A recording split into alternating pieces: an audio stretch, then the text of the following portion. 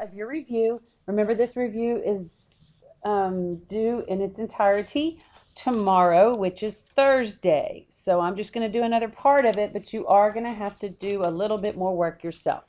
All right, let's start off with number 2. The first thing I'm going to do is do a greatest common factor of 3.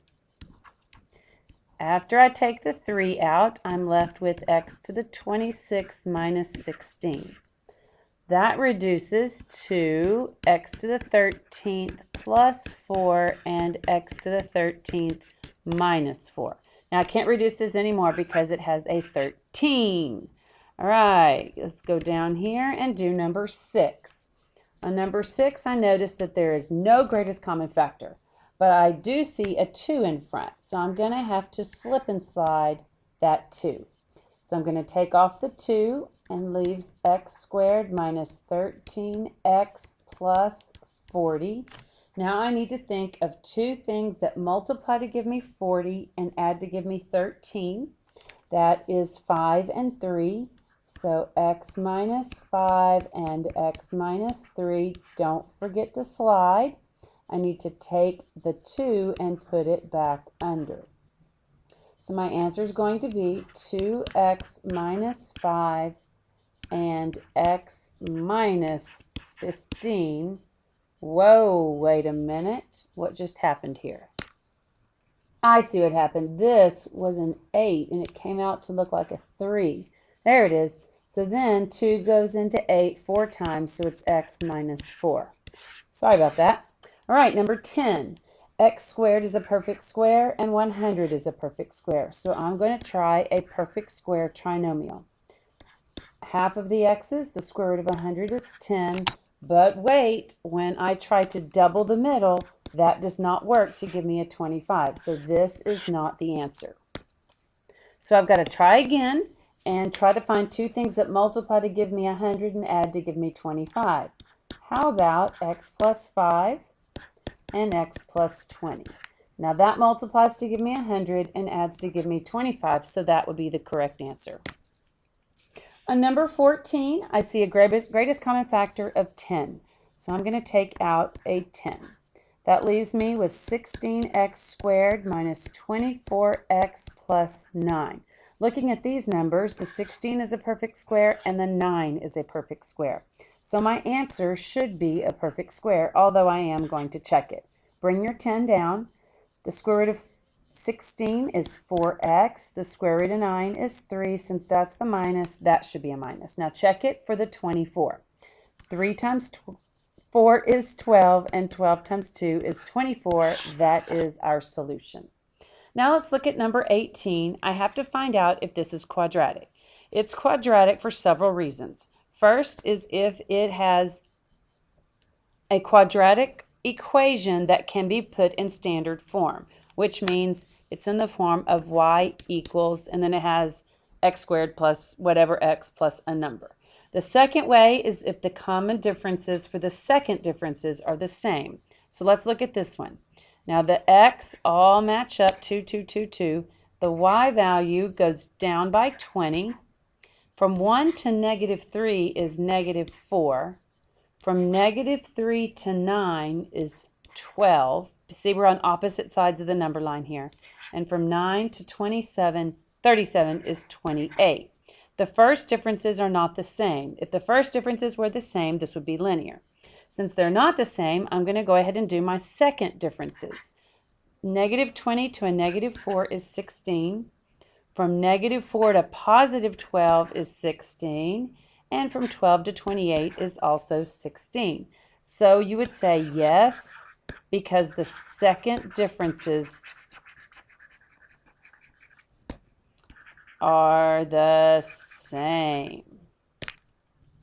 Okay, this is a potato launch from potato cannon on the ground. So it's starting from 0. It shoots up at an angle of 45 degrees, and my formula is... All right, so that's the formula. Now notice that this is in the wrong order. Really, it should say f of x equals negative 0.0023x squared plus x. That's in standard form.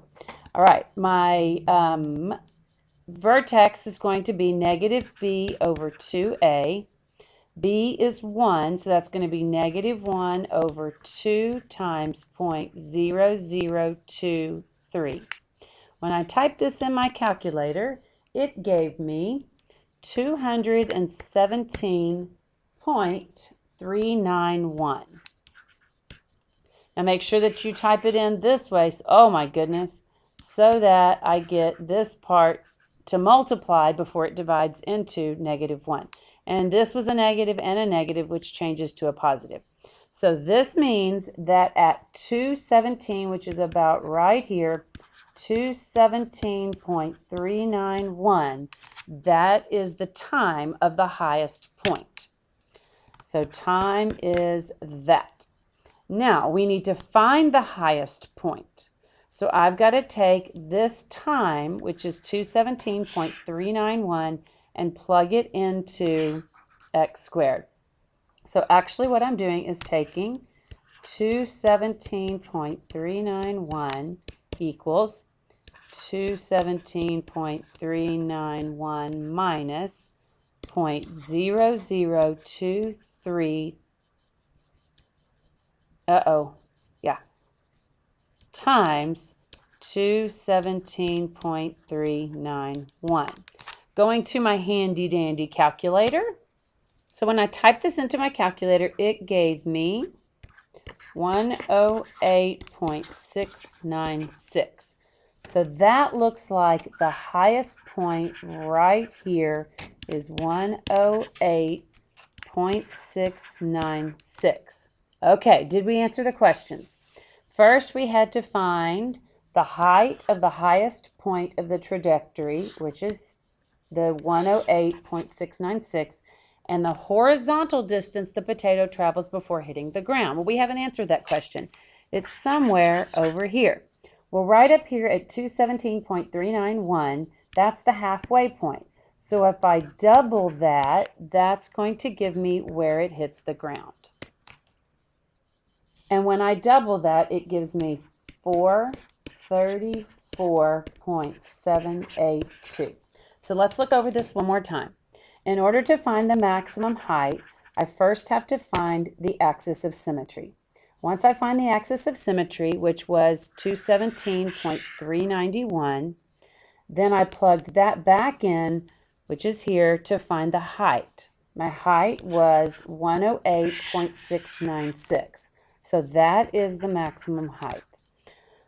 Now, if I have the halfway point to be at 217.391, if I double that, that gives me 434.782, which is this point right here, before the potato hits the ground on the other side. Number 24 asked me to do several things. The first thing it says is to find the axis of symmetry. Now, since we're not given anything else at all, I'm going to have to base this solely on the picture. My axis of symmetry occurs right here down the middle, which is x equal negative 1. The vertex is this point here, which is negative 1, 0. The next thing I need to find is how many intercepts there are. There is one x-intercept. Now remember the other words that you can use for intercept. You can use the word root, solution, or 0. All right, then we need to find what the y-intercept is. The y-intercept is here, which is 2. The domain is all real numbers, and the range goes from 0 to infinity, which would be 0, infinity. Another way to say that is, y is greater than or equal to 0. That's everything that we were supposed to locate, so let's move on. The next one I want to look at is number 28. What would happen to the graph of the function of y equals x squared minus 4 if the coefficient of the x squared term became 3? So if I took this and changed it to 3x squared minus 4, that 3 would do what to the graph? It would make the parabola more narrow. Good job. All right, number 34 is kind of a difficult problem, but let's get started and see what we can do. We've actually had this problem before. I have a rectangular football field. My pen's getting old here. Okay, the measurements are 100 by 50. It's surrounded by a rectangular walkway. Oh my goodness. It's not wanting to write here. Sorry, guys. Okay, and that walkway has uniform width of x. Okay, so right here we can say that this width is x. On the other side is also another x. So the length of the whole entire field would be 2x plus 100. Now let's do the same thing to the width.